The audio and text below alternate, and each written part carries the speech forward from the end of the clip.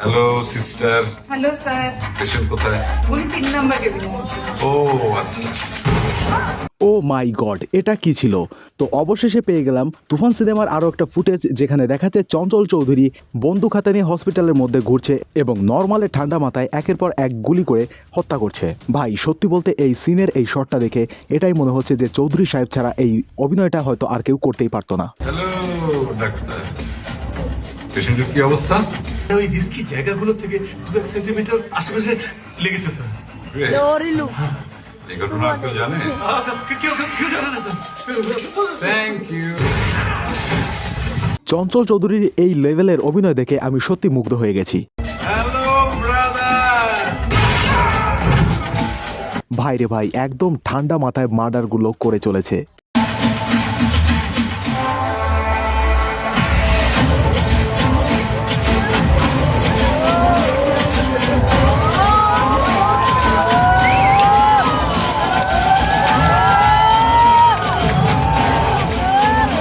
Chanchal Chowdhury character ঠিক বুঝতে পারলাম না, তবে যেটুকুই দেখতে পেরেছি অসাধারণ হয়েছে। মাথা নষ্ট করা একটা শট আমি এখানে দেখতে পেয়েছি, আর আপনাদেরও দেখানোর চেষ্টা করেছি।